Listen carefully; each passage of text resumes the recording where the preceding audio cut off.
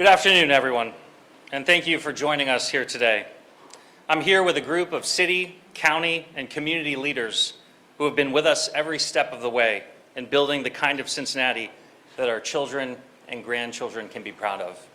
As you can see, there are far too many to announce individually, but there are leaders here from law enforcement at both the county and the city, including public safety professionals like our firefighters, business leaders, community leaders, faith leaders, elected officials at both the city and the county level. And we're here together with a unified message to our city. For the past week, Cincinnati has been dealing with a serious challenge. A challenge because of the awful and horrific fight in our downtown last weekend. A challenge because of both the speculation and legitimate conversations raised because of it at both the local and national level, and a challenge because of the ongoing work that everyone at this podium and partners throughout our community have been investing our time and resources into to ensure the safety and vibrancy of every community in Cincinnati.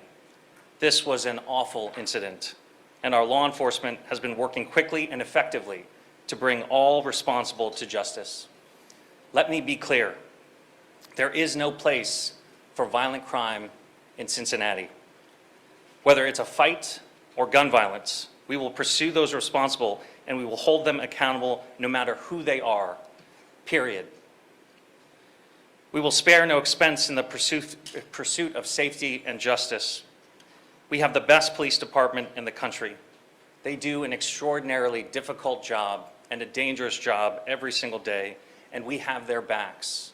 We have their backs with resources and with uniform political support.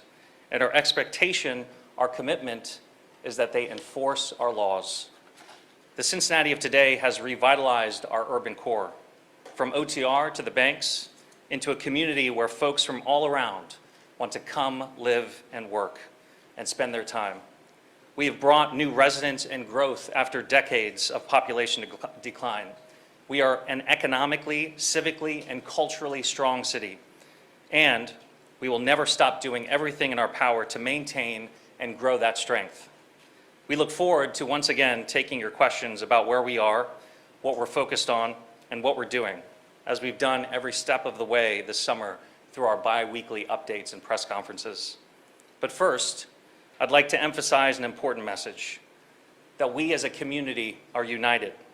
We are on the right track, and we have been implementing a coordinated strategy since taking office that has delivered substantial progress on all of our goals, on safety, on economic development and growth, on new housing and jobs and thriving neighborhoods throughout the city.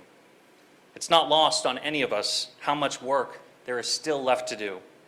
From City Hall to the county to our business leaders, faith, community, and labor leaders, all of us have been laser focused on collaborating to build a brighter Cincinnati. I want to thank our partners for standing strong and together for what has been a transformative period in Cincinnati's history.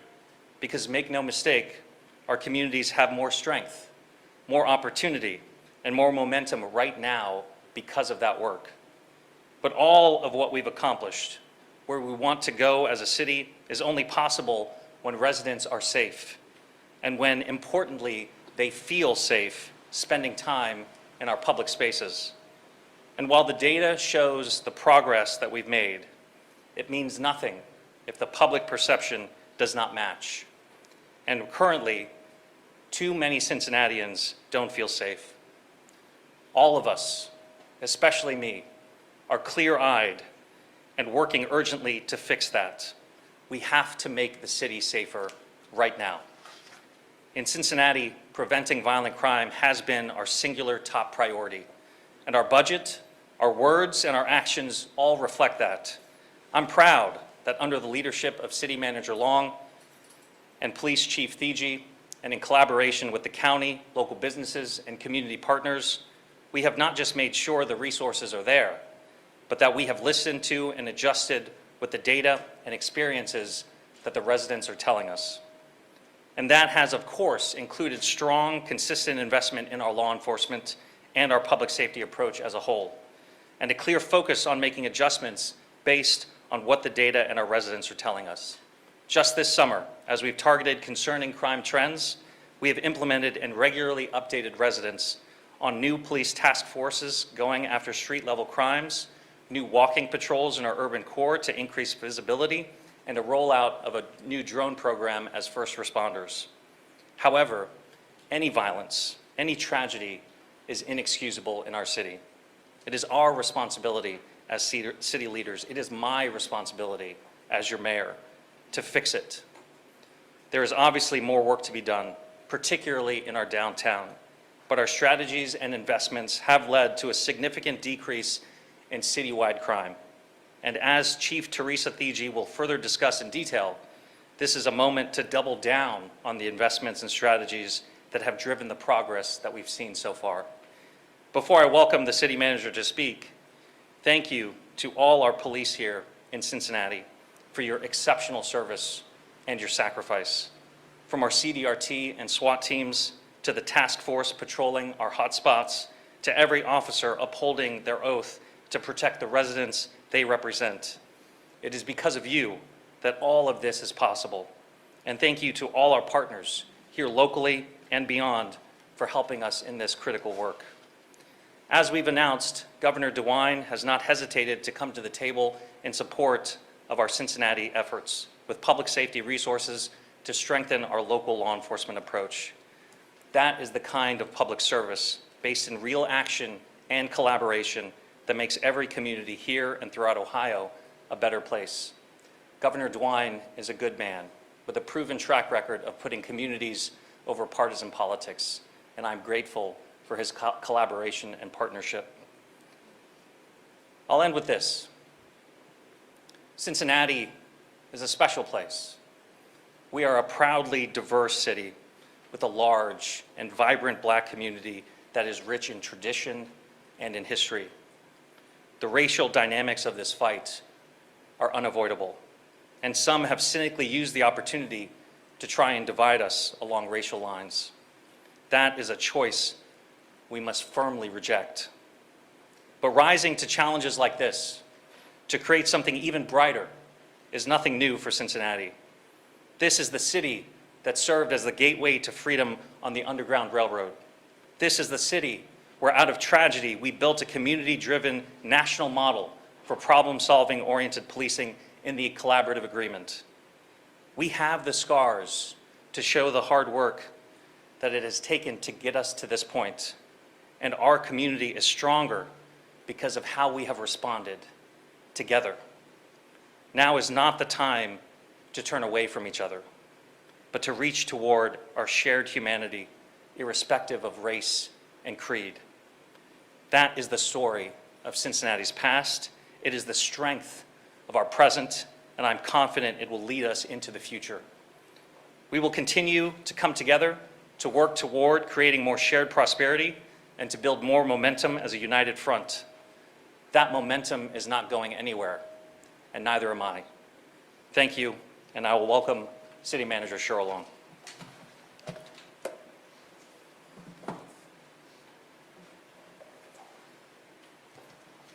Thank you, Mayor. Cincinnati is a city of unity. The evidence is standing here with us today.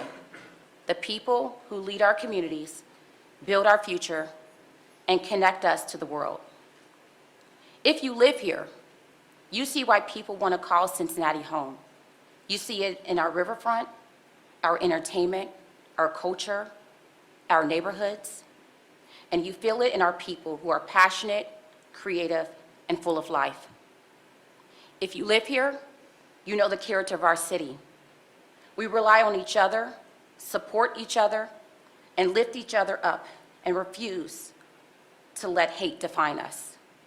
We live beautiful and rich lives. Yes, tensions are high right now, but if you live here, you know we will get through this period and come out stronger together. If you live here, or if you visited here, you know that. Everyone standing here knows that. Everyone behind the cameras today knows that. The only people who don't know that are people who don't know Cincinnati. My staff, which is more than 6,000 dedicated public servants, are working around the clock to deliver services, protect our communities, and build our future. I stand here today on behalf of all of them. There is no excuse for these folks who come to work for the benefit of everyone to receive abusive, hateful, harassing, and bigoted language, which unfortunately has been happening all week long. It needs to stop. As always, I'm proud to stand here with the Police Chief, Teresa Thigi, and commend the entire department on the work they do for this incident specifically and around the clock, day in and day out. As city manager, it's my responsibility to amplify what they've told me. They need your help. If you see something suspicious or if you're in a dangerous situation, call 911. When your phone comes out, don't open Instagram Live. Call the police. Keep your firearms at home and lock them up securely. We are one city, one region. We rely on each other. Our strength is our togetherness, and our future depends on it. If you live here or if you visited here, this is not a surprise. You know that. Thank you.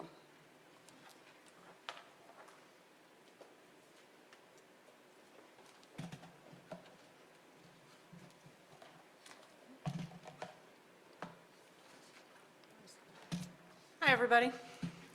Long time no see, huh? All right.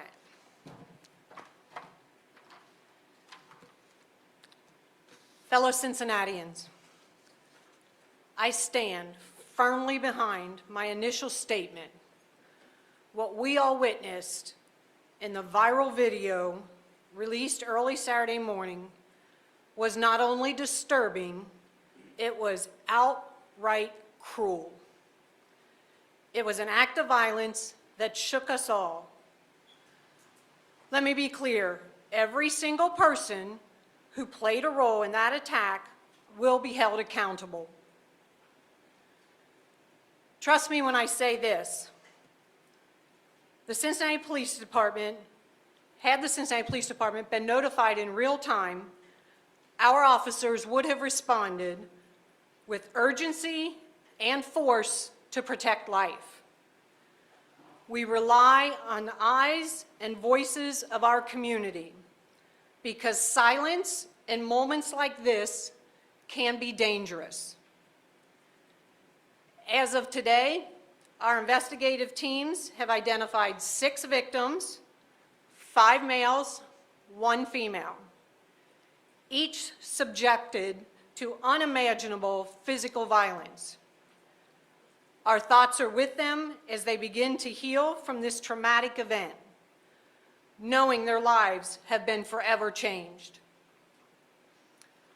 Through relentless work, CPD has now charged 6 individuals with felonious assault and aggravated rioting. Of those, 3 have been arrested and their names have been released to the public. Our Fugitive Apprehension Unit is actively pursuing the remaining 3, whose names will be released upon capture. This remains an open investigation, and I want to assure you, we will not stop until justice is fully served. But this incident is more than an isolated tragedy. It points to a broader challenge, a revolving door of justice. As I stand here today as the police chief, people can take punches at me all day long. That's fine. That's fine. I'll take them. Our officers risk their life daily to remove violent offenders from the streets, only to see them released quickly and sometimes without consequences. This cycle must end. We cannot and should not ask our officers to bear this burden alone. The criminal justice system must work in full cooperation with all entities doing their part to ensure lasting safety for our community.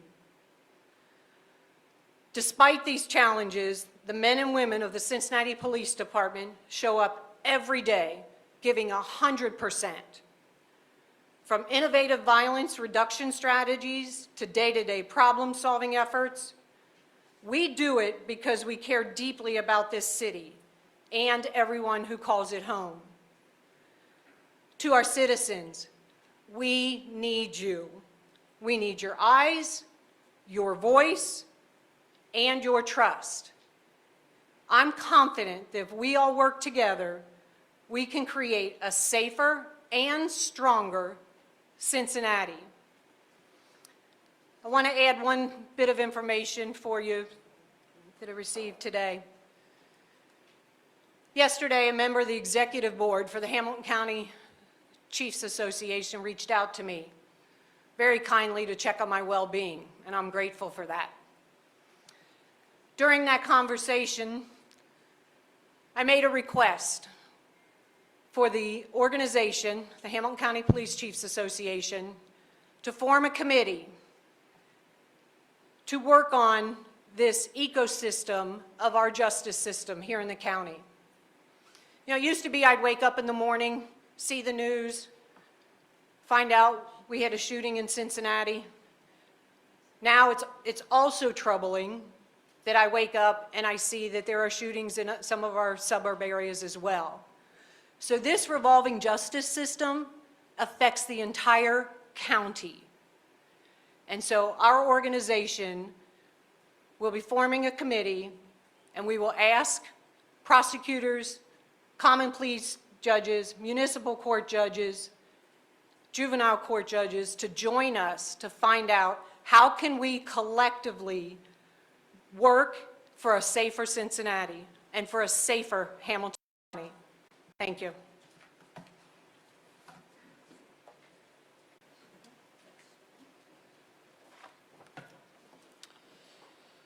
Thank you, Mayor Pureval, and everybody gathered here in support of our great city. I'm Sheriff Charmaine McGuffey, and as Sheriff of this county, I remain deeply committed to protecting public safety, upholding justice, not just through enforcement, but through intentional, strong partnerships with strategic vision. And, you know, this is about aligning the right services for intervention with our outreach professionals, with treatment providers, and with law enforcement. Civic leaders will also help us, and we're committed to working as one system, the criminal justice system, so that we can bring some solutions and law and order to Hamilton County and the city of Cincinnati. I'm proud to continue a strong partnership with the city, and I know that these lasting solutions that we will work towards and find are going to bring in agencies from across this region. They're going to bring in police departments, communities, and we are going to ensure safety and law and order. Every resident who works or lives in this city will feel the impact of that because they will understand that we have created a safer environment in this city and county.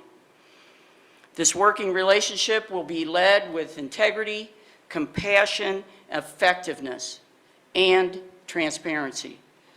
As your sheriff, I'm all in for the county. I'm all in for the city and for the criminal justice system that we must utilize and strengthen our partnerships and bring real solutions and solutions that include law and order to this city and this county. Thank you very much. Finally, we will have a faith leader, Pastor Damon Lynch. Thank you, Mayor, and to all of us gathered, to the chief, the sheriff, the council members. I agree, and I'm excited to stand with the mayor and others saying that safety has to be the #1 priority in our city. Across our city, every social demographic wants to live in a safe city. And in saying that, let me address briefly the racializing and politicizing of this event that happened this past weekend. We would not be here, and this would not be national news. This would not be national news. This was a group of black people that jumped on other black people. It would not be national news if it happened in Montgomery Inn and somebody beat down two elderly white people. But obviously it's national news because it's been racialized. So let's walk back. For those who want to racialize this, it was a fight that took place. It was a black man and a white man, one-on-one. They were facing each other, and no punches were thrown. A kick was tried that didn't land. And for those who want to racialize it, then a black man stepped in between the combatants, separated them, and said, "This is enough, stop fighting, everybody needs to chill." And then for those who want to racialize it, the white man then steps back in the ring and slaps not the black man that he had just squared up with, but slaps another black man. So after that, he was met with disproportionate force. For those who want to politicize it, the J.D. Vances and the Vivek Ramaswamys and the Bernie Marinos and the Christopher Smithermans and many others who want to politicize it, they have not yet said something that I always hear when a black person, say, runs from the police and then is met with disproportionate force, sometimes ending their life. What we hear is, well, why did they run? Why didn't they just comply? We hear that every time. But I've yet to hear anybody say, why didn't he just walk away? So let me back up so you understand this. Two combatants, one black, one white. A black man steps in, breaks it up. The white guy re-engages, slaps, not the black man that he had just squared up with, but slaps another black man. And nobody's asking, why didn't he just walk away? And so when I see, and I don't know who else the chief is looking for or CPD is looking for, but when I see the mugshots, I only see people who look like me. I don't see the person who re-engaged, slapped not the initial person, but slapped another black man. So I don't see the slapper's mugshot. And so sadly, I have to agree with those who are politicizing this and racializing this. I have to agree with the Smithermans, the Ramaswamys, the Marinos, Corey Bowman. This is racial because it is unequal justice.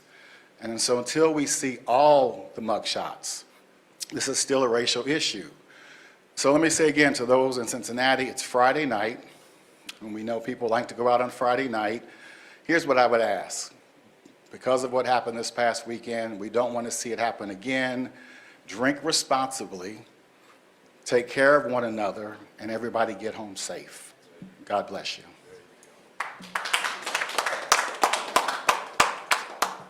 Thank you, Pastor. I'm truly grateful for the outpouring from every sector of our city here today and over this past week. It has been a challenging time. But we have been and will continue to respond innovatively, with urgency, because it cannot be lost that violent crime has no place in our city, period. To that end, in partnership with the governor, the police chief will be deploying state highway patrol on our highways inside of our city. I want to be very clear that CPD will still be exclusively responding to calls for service, that the highway patrol will be used specifically on the highways, and that will free up significant CPD resources in order to deploy police officers in our urban core. Our priority right now is public safety and police visibility. In addition to that, the chief will be directing CDRT and SWAT, who have been deployed every single weekend through the year in our urban core, starting at the banks. They will now expand the footprint of CDRT and SWAT to include 4th Street. We are also announcing a new bike patrol that will monitor the Fountain District in order to increase our visibility. And we're actively engaged with the sheriff on collaborating on the Court Street area. We are by no means finished. We have more work to do. We are meeting this moment with urgency, but we are also meeting this moment with a shared and deep understanding of Cincinnati's history, of the progress that we've made to get us here, and an undeniable vision that our best days are ahead of us. With that, we'll take your questions. How many officers do you guys have in the central business district at the time this assault happened? Chief?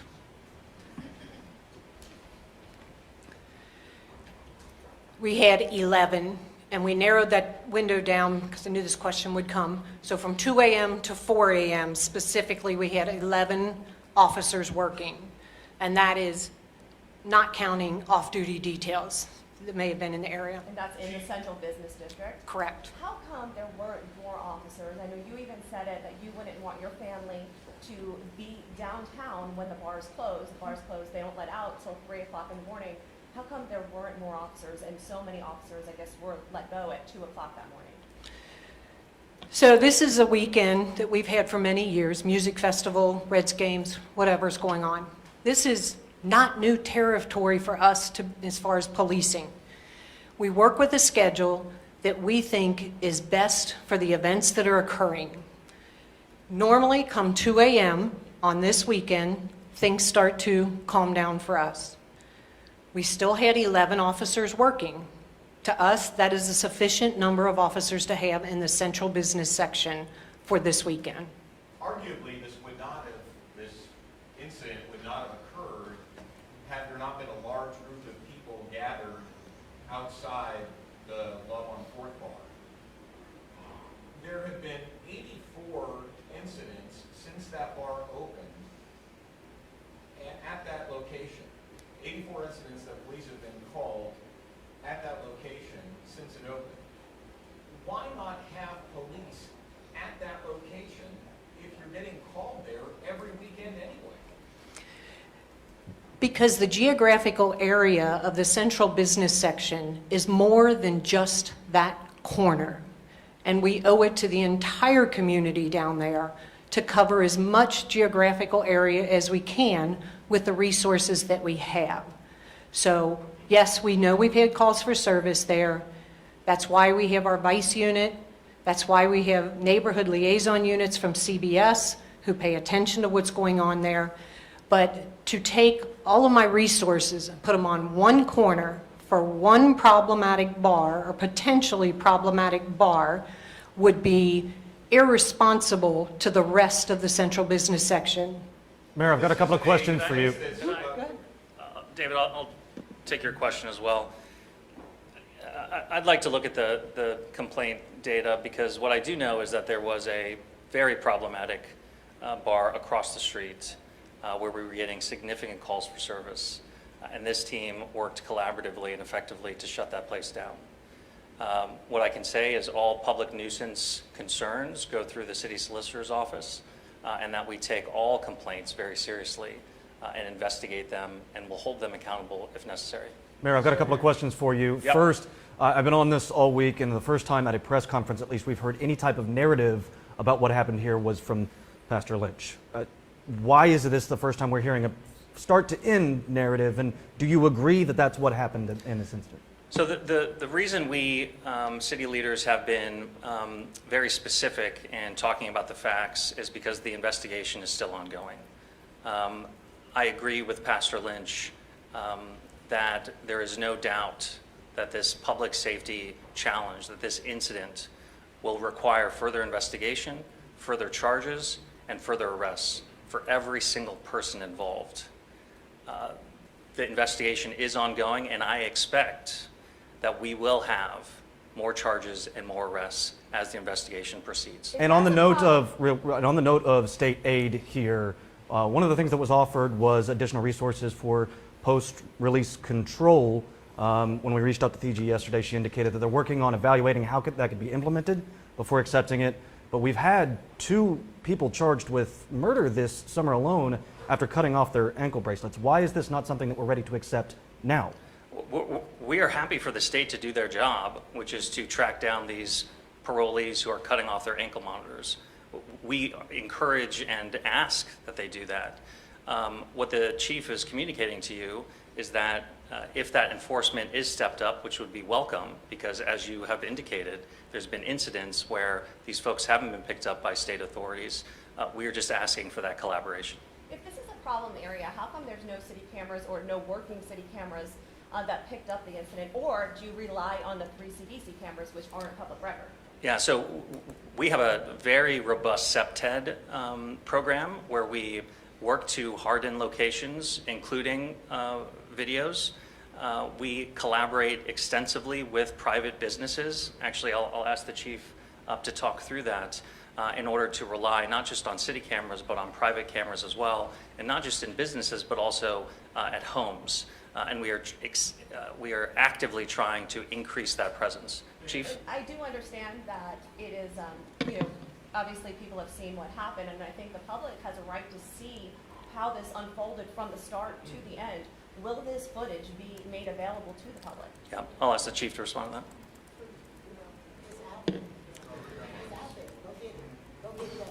that. Yes, Karen. So to your point about cameras and additional information, Reverend Lynch explained what he saw when he saw the footage, which is the footage that has been extensively viewed by public. Probably early next week, I will be releasing additional footage, including body-worn camera. That tells a little bit more of the story, but right now, I need to let the investigators continue to do their job. If I release too much, too soon, even though there's a very strong appetite for it, I jeopardize the integrity of the investigation, and that would not be good for anybody involved. Mayor, you said that you've already shut down another bar in that area. 84 complaints to that particular address, 2 liquor violations at the state. What does it take to get some corrective action at that location? Takes the city solicitor's office doing their investigation on the complaints, which is absolutely ongoing. And as that investigation proceeds, and we actually have the facts about whether the complaints are justified and backed up by evidence, then we will of course take corrective action. But at this point, it's too soon to comment on that. Chief, can you talk about the revolving Go door? one second. Becca, go ahead, then you'll be next. Chief, can you talk more about this revolving door committee you mentioned? Who will appoint the members? When will they start meeting? And are you asking for any action to happen before those committees' recommendations are out?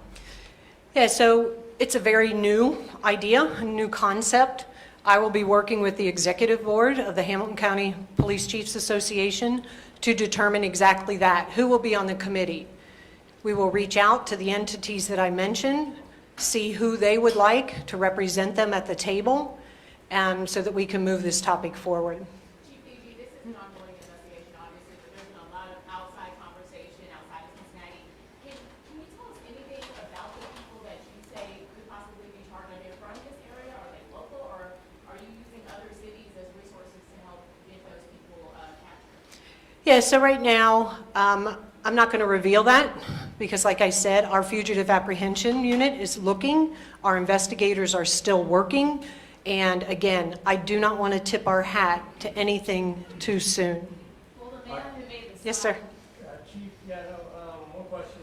The street crime task force, are they going to be assigned later with all this, like past 3 a.m., or what does it look like then? Yeah, so the Street Crimes Task Force, their hours fluctuate, and that's by design. I cannot stand here and reveal to you where all of our resources are going to be, what day of the week, what time of the day. Because if I stand here and tell you, hey, the Street Crimes Task Force can be out Saturday till 2 a.m., somebody who's thinking about committing a crime is like, well, okay, I'll go out at 2:30 a.m. So I'm not going to reveal. That's a tactical strategy of ours that needs to be kept very, very close to us. Can you, Sheriff, I have a question for you if you don't mind. The chief had said earlier that... Excuse me, sir. I'd ask you to talk to the sheriff after the press conference. we're focused on city officials for Q&A, but I'm happy to take any question that you have.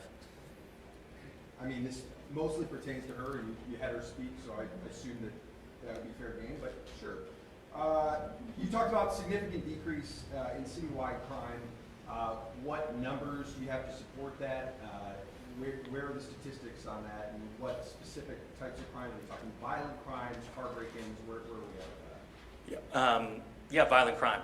We do a bi-weekly update and press conference on the recent crime stats. We've been doing that for the last month, if not more.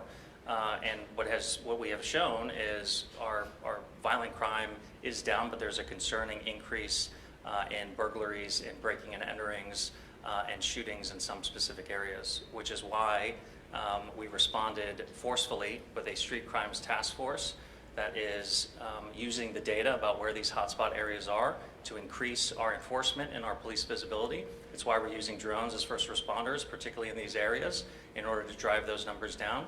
And we've talked a lot about our police response, but it's why we have problem-solving initiatives, particularly at Smale Park and in other hotspot areas, in order to not just rely on police, but take a comprehensive view in trying to reduce the crime. And I'll tailor my Go other ahead. question that I had for you.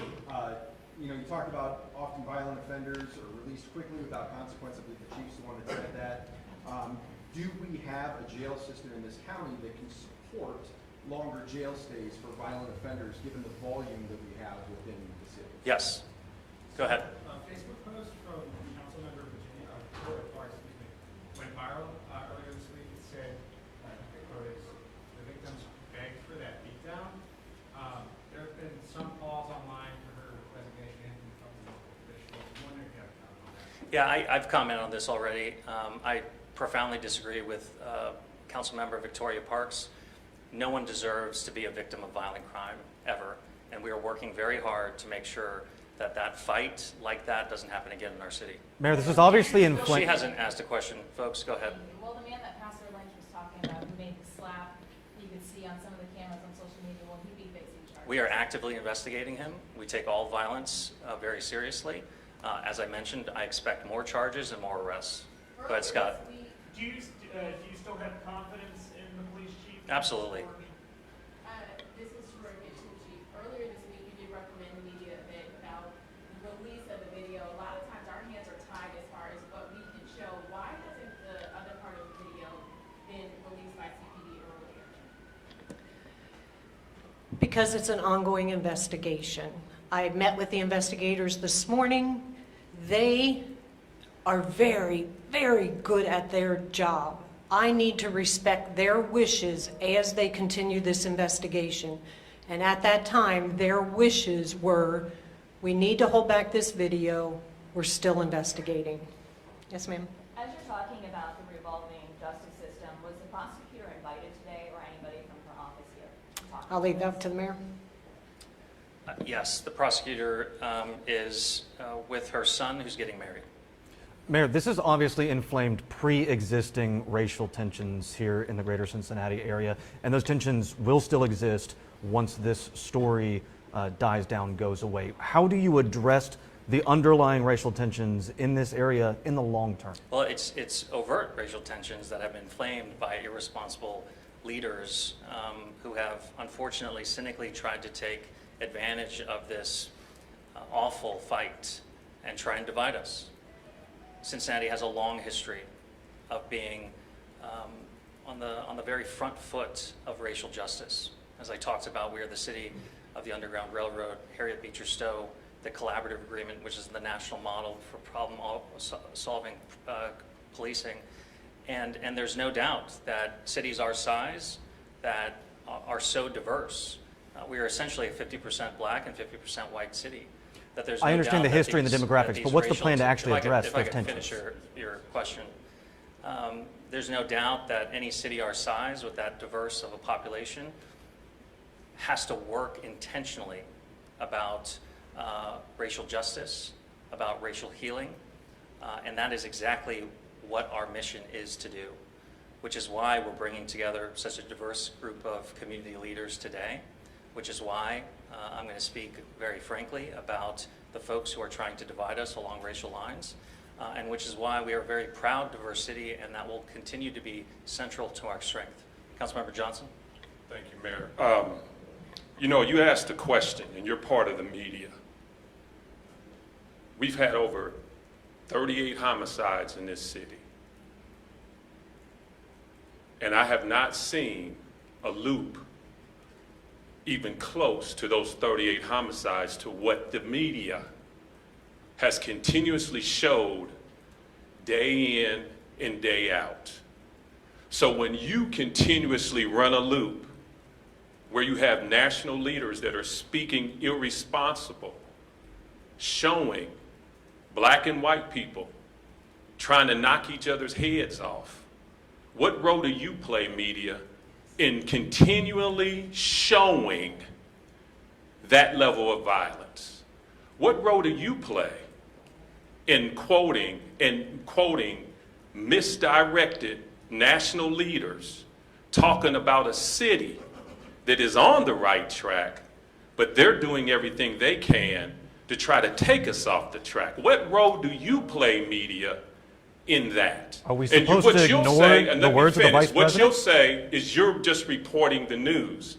But I'll say to you, when you continuously show a loop and you continuously report misguided, misdirected national leaders trying to slam our city, you have to ask your question. You have got to ask yourself, what role are you playing? We all know that it's a lot easier to divide, particularly along racial lines, in a city our size that is as diverse as we are. We have seen it throughout the history of Cincinnati. And every time we've been faced with this kind of racial challenge, the way forward that has been shown time and time again is to have honest conversations, to bring people together, and to collaboratively work on a brighter, more equitable, and more just city. That is the challenge in front of the city leaders today. And it is my hope and my vision to learn from our history, to bring us together, to be clear-eyed about what is in the best interest of our city, and what is not in the best interest of our city is to blame and to use racial ideology to prevent us from coming together. That is not the Cincinnati of our past or today. And in order for us to confront this challenge again, I'm asking for all of us to reach towards each other's shared humanity and work together and collaboratively with me to fix that. Go ahead. I know there's been a lot of talk about different type of patrols and what we're doing. So for someone like myself who lives in the downtown area, and what can people who are going out to eat or just going out to any of the activities this week, what should they expect when they are downtown, safety-wise? Because I know there's so many different patrols. So can you just kind of clarify what they might see and how they know they could be safe? What they're going to see is the city's prioritization of visibility. They're going to see police officers on foot. They're going to see police officers on bike patrols. They're going to see police officers in squad cars. They're going to see police officers on Segways and on Segways that have 3 wheels. We are prioritizing visibility in our urban core in order to not just maintain safety, but also to make sure that people feel safe when they're going out. Yes, go ahead. Behind. You talked about the state, the governor offering assistance. The governor talked about you not accepting all of that assistance. Can you talk about maybe why you picked and choose certain things to accept? Yeah, when the governor called me and we started collaborating on a partnership, I made it clear to him that what we need most is police visibility.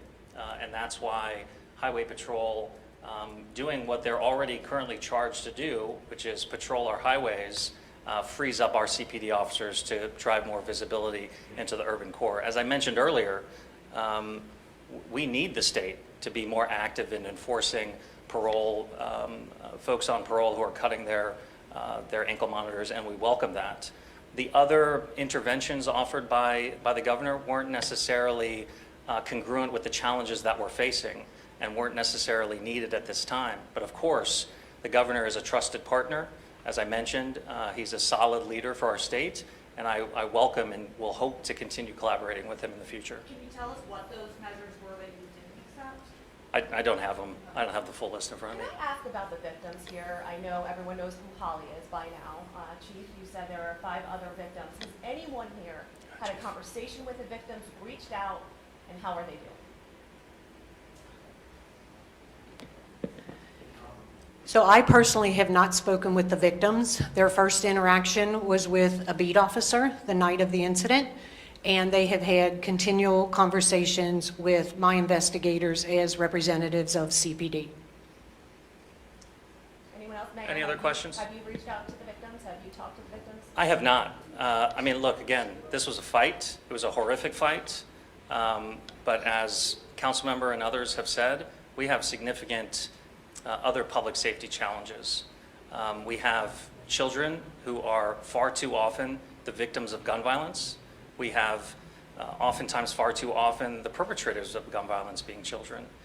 We have violent crime like every other major city across the nation that requires our attention and our bandwidth.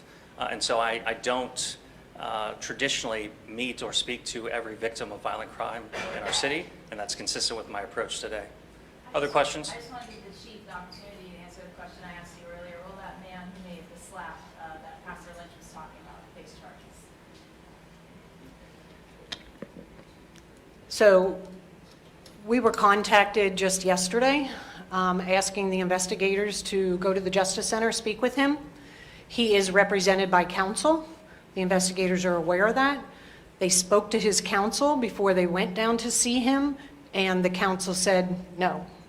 He did not want the police talking to his client, so therefore we have not had a conversation with him yet. I want to go back to the question, though, real quick about the state resources. So the State Patrol patrolling the highways is nothing new. We do it with them all the time. They come in and join us when we do our traffic blitzes. The aviation, nothing new. They've been working with the Street Crimes Task Force for a couple weeks now. Nothing new. The parole, absolutely, as the mayor said, I would love for them to come into our city and look for their violators. Absolutely. What we didn't discuss, though, is if they would do that solely on their own or if there would be an integration with CPD.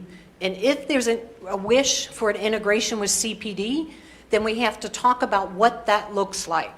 As a police chief, I would never just want to open the door for any other law enforcement agency to come into our city without making sure they're going to police like we police and that we are in agreement on the mission and the goal and how to get there. They also offered up the Ohio Investigative Unit. Our Vice Unit works with them all the time. So that's nothing new. They offered up some data analytics.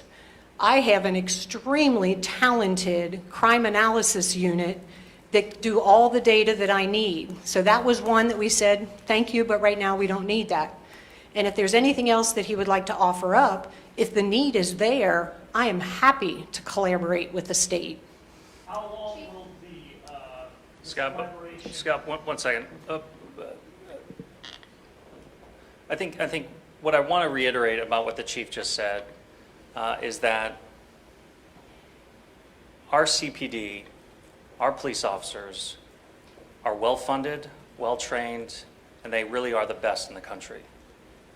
They have the resources, the talent, and the support in order to effectively police this city. I'm grateful for the governor's partnership in the very specific way that we are working together. And if that changes, we will continue that conversation with the governor.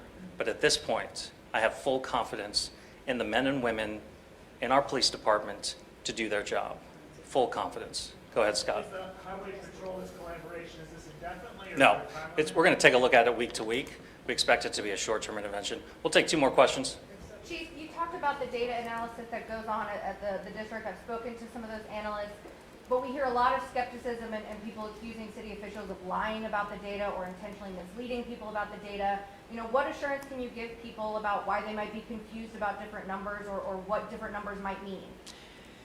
I think one of you asked me this question once before, and again, I am completely confident in our Crime Analysis and Problem Solving Unit, CAPS for short, and their ability to pull the data, they know how to read the data, and how to compare it to timeframes.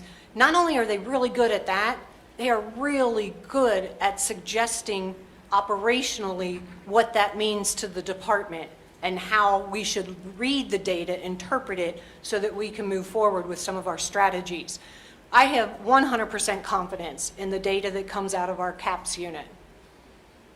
One more? When it comes to this committee, will judges be a part of it? I know as judges are the ones who often be setting bail and being in room A, all those different rooms, we're seeing some of the things you're talking about. Are you going to try to have that be part of this committee? Yeah, absolutely. So like I said, this really just came to fruition a couple of hours ago. But the idea, when I was talking to the executive board member, was absolutely to include municipal judges, common pleas judges, juvenile judges. Yeah, and as we continue to collaborate on strengthening our justice system, the judges have been at the table with the chief, with the city manager, and myself to make sure that we're working collaboratively. Thank you all so much.